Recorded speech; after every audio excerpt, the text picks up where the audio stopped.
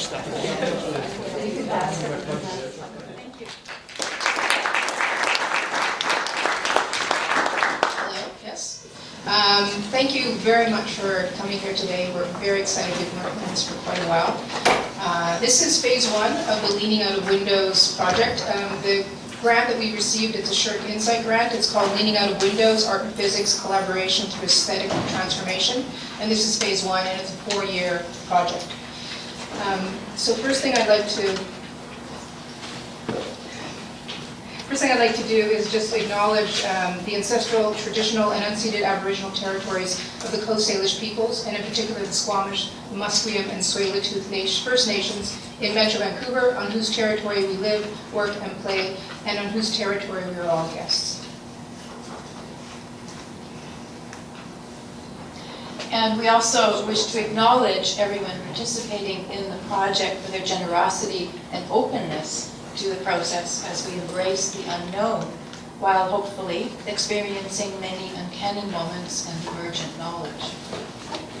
We have had many wonderful conversations here at TRIUMF that have taken on the form of hybrid research, where we share each other's different languages, methodologies, and associative thinking. Our collaborators on this research grant are Elvira Hofschmidt, an independent artist researcher, Dr. Margit Schild, also Berlin-based independent artist researcher who's just flown in from Berlin, Chris Jones, artist, researcher and director of graduate studies at Emily Carr University, Professor Dr. Ursula Brandstetter, the president of the Anton Bruckner University for Music, Performance and Dance in Austria, Dr. Tim Meyer, physicist and and Chief Operating Officer at Fermi National Accelerator Laboratory in Chicago, and from TRIUMF, the Director Physicist, Dr. Jonathan Bagger, the Deputy Director Physicist, Dr. Ryan Perkin, and the Head of Strategic Communications, Lisa Lambert, who you just met. So January 20th seems to be an auspicious day with today's seminar and presidential inauguration down south. It is significant that we're coming together now, during this historical moment, a challenging time for art and science, a challenging time for all of us. We've curated 26 artists from diverse disciplines, including ceramics, creative writing, collage, dance, drawing, music composition, painting, photography, sculpture, sound, video, and voice, and probably a lot more. Interestingly, when we curated the artists and said we'd like you to participate, and this is the discipline we envision, some of the artists said, I actually don't know if I'm going to be working in that medium. Maybe this event will produce something new. So I think that's important too, that there is a flexibility amid all this. The artists that we've curated include Heather Smith, Maggie Grote, Andrea Young, Robert Bean, Con Lee, Scott Mallory, David Spriggs, Natalie Pershwitz, Kate Metten, Evan Stevens, Elizabeth McKenzie, Alana McFarland, Laura Piasta, Chris Jones, Giorgio Magnanzi, Marina Roy, Mimi Gelman, Kate Waddell, Rebecca Ramsey, Garvin Chinia, Genevieve Robertson, Jeff Dirksen, Vanessa Kwan, Etienne Zach, Olivia DeFloro, Diana Hainish, as well as the students in Ingrid's studio class leaning into quantum fields. In October, we held a brainstorming workshop with physicists, artist collaborators, research assistants, and students. We meant to develop a broad variation of process designs to model the choreography of relays between artists and scientists in this collaborative project. So today, we launched the process design that arose from many rich discussion meetings. One of the crucial elements in this project is the opportunity for conversations across cultures and languages, how knowledge can be translated across the different disciplinary communities. Many of the artists in this project have expressed their excitement about being matched with a physicist for feedback loops. I heard one artist, Mimi, if you don't mind me saying, charmingly use the phrase, "my physicist." So it was really being taken to heart. And when I told TRIUMF scientist Ewan Hill about this comment, he laughed and he said, "I have a feeling that the physicists may have a similar view my artist. So in this research project, we ask ourselves, can there be permeability between knowledge areas? And if one moves across languages, is it possible to work with diverse groups of people, even if they do not speak the same language? Thank you, Elvira, for that. One could answer with art critic Nicolas Borio's premise, the artist is cultural nomad. And art historian Lynn Gamwell argues we are concocting a new language for the incomprehensible. During the October workshops, we heard scientists describe the diverse ways that they communicate with each other. We compared creative processes, vocabulary, strategies for problem solving, and approaches to interpretation, failure, misunderstanding, and sharing insight. Like Rainer Kuchen memorably commented, discover the hammer and everything you look at looks like a nail. Some of the challenges that excite us for a studio-based context are how to represent the unknown or a thing that is not perceptible to sensible knowledge. What does it mean to know things that are not physically perceivable to us through our senses? More questions, how to respond to abstract knowledge through material matters. Are the responses conceptual, illustration, or metaphor? But where do leaps of thinking come from? Are we seeing the mind as a process? We wonder how to transform the grammar of abstract knowledge by specifically addressing the barely discernible phenomena studied by physics, but through aesthetics, analogy, metaphor, poetry, and other inventive methods. Niels Bohr talked about the impossibility of understanding particle behavior at the quantum level.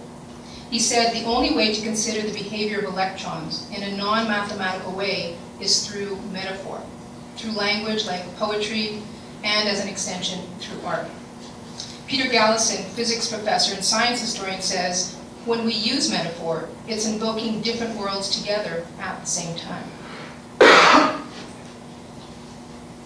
Physicist Lisa Randall talks about the difference and the common aims between physicists. And we believe this also applies to artists. She said, you might say that we are all searching for the language of the universe. There's a quote up here from Elizabeth Groves as well.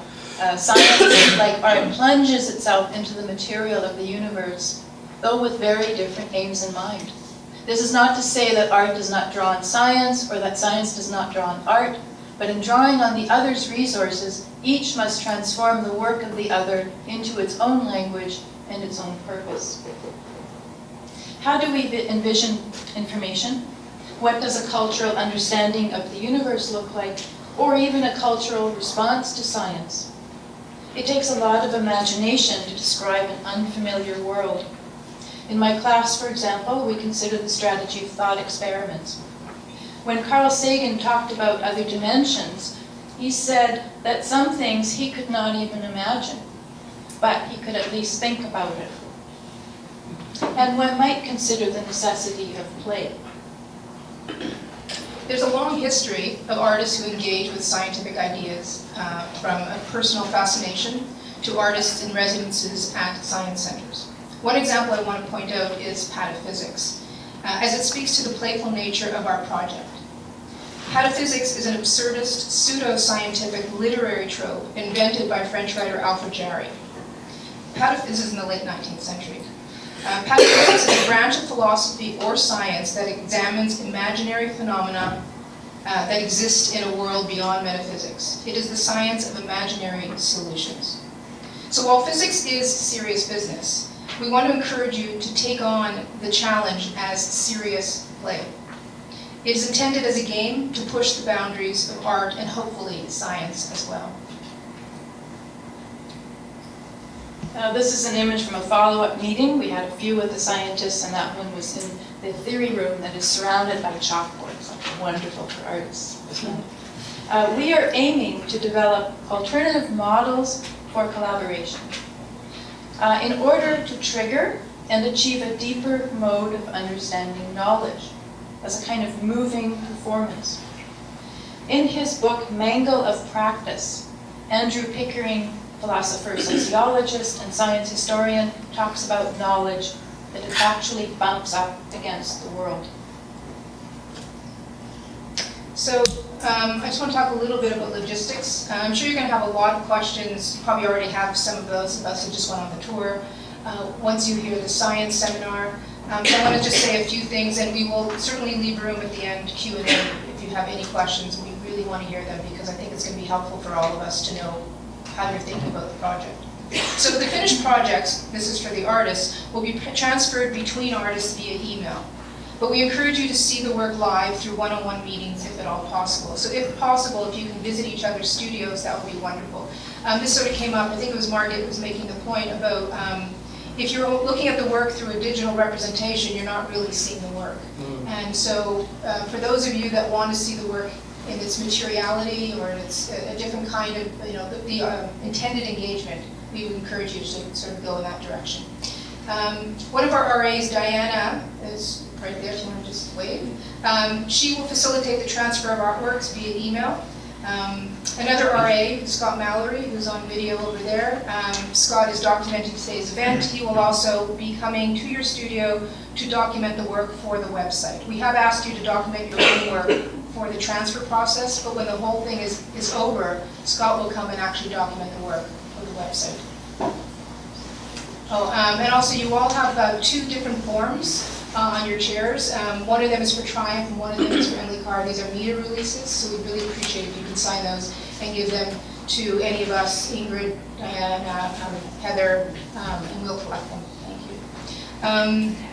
Yeah, so the third of we have 3 fabulous research assistants at Emily Carr. They're graduate students. There's Scott on video, there's Diana, and there's Heather Smith. And Heather is also here to sort of, if you have any questions or anything like that, we're all here to answer them. Yeah, and also what's really exciting too is all 3 artists that are here who've been working with us in all of these various meetings are actually artists in each of the streams as well. So it's in many ways, as they move forward, we've asked them to focus on their art practice more than their research assistant kind of administrative role. So we're very happy to have you part of this.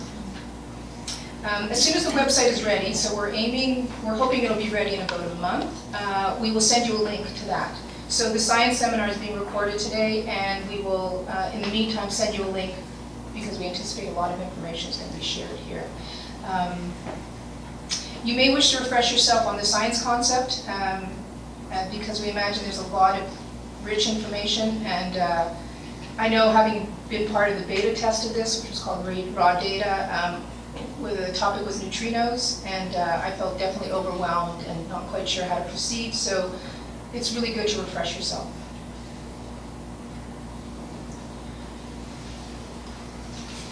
Here it is, us today.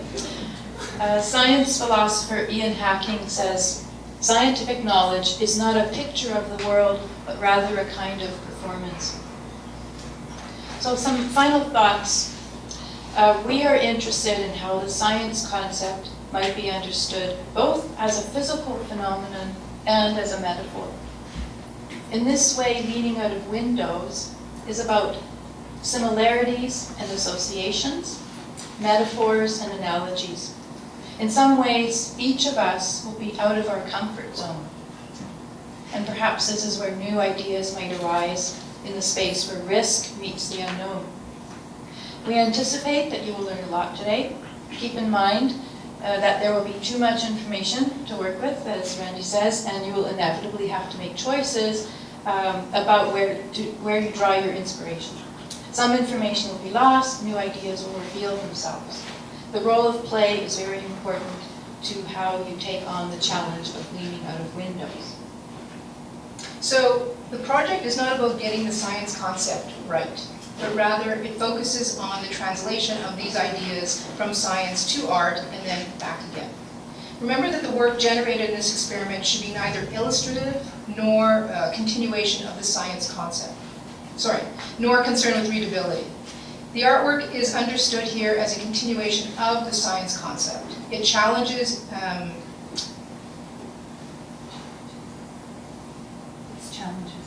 Okay, yes. That's right, I need the brief. It keeps me on. ground. The artwork is understood here as a continuation of the science concept, its challenges and potential associations. Artists might consider their contribution as an experimental trajectory within the larger process design. We look forward to the creativity and inspiration that will unfold in this field of aesthetic transformation. So at this point, if you can save whatever questions you have at the end of the seminar, and then we will, so whatever comes up in the next few hours, we want to talk about that during the seminar, and as well as Lisa was saying, afterward in the cafeteria. We imagine that these conversations, often what happens is these conversations are where a lot of your kind of thought process is involved. So every stage is important, but the Q&A and the conversation afterwards is super important for us. Thank you very much. Very excited. And we will pass this on to Marcello? Marcello. Yeah. And Shota. Take a picture. Yeah.